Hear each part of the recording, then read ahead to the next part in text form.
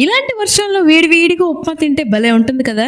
ఏంటి ఉప్మానా అని తీసి పడేయకుండా వర్షాకాలంలో మార్నింగ్ ఇలా ట్రై చేయండి. స్టవ్ మీద కళాయి పెట్టి సరిపడే ఆయిల్ వేసి జీలకర్ర, ఆవాలు, 1 స్పూన్ మినపప్పు, సన్నగా తరిగి పెట్టుకున్న ఉల్లిపాయ, 3 పచ్చిమిర్చి, అలాగే కట్ చేసి పెట్టుకున్న క్యారెట్ వేస్తే పిల్లలు తినని భయం ఉందా? పర్వాలేదు, ఇది వేగిన తర్వాత క్యారెట్ ఉందని కూడా తెలియదు. ఇందులోని టమాటో ముక్కలు కూడా వేసి వేయించండి. 1/2 కప్ శనగపప్పు, 1/2 కప్ శనగ పలుకులు వేసి వేయించుకోవాలి.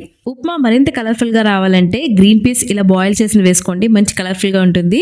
కూరలో కరివేపాకు ఏమో గానీ ఉప్మాలో కరివేపాకు లేకపోతే అస్సలు టేస్ట్ ఉండదండి. ఇవి చక్కగా వేగిన తర్వాత కావాల్సిన వాటర్ అయితే ఫుల్ గా యాడ్ చేసుకొని 1.5 స్పూన్ సాల్ట్ అయితే ఇందులో యాడ్ చేసుకొని దీని కాస్త మరిగిన తర్వాత మనం ఆల్రెడీ వేయించుకున్న బెన్సీరవ్వని ఇందులో యాడ్ చేయాలి. సిమ్లలో పెట్టి మూత పెడితే మనకి ఎంతో చక్కటి బెన్సీరవ్వ ఉప్మా అయితే రెడీ అయిపోతుంది. దీని మీద కాస్త కొత్తిమీరతో గార్నిష్ చేసుకుంటే ఆహా. మరి ఏమాత్రం లేట్ లేకుండా దానికి మంచి ఫినిషింగ్ ఇద్దామా? ఇదిగోండి, చూసారా కప్ ఎంత పర్ఫెక్ట్ గా వచ్చిందో. ఈ వర్షంలో మీరు ఒక్కసారైనా ఇలా ట్రై చేయాల్సిందే. ఉప్మాని కూరలో కరివేపాకులా తీసేయకుండా ఒక్కసారి ఇలా ట్రై చేయండి, సూపర్ గా ఉంటుంది.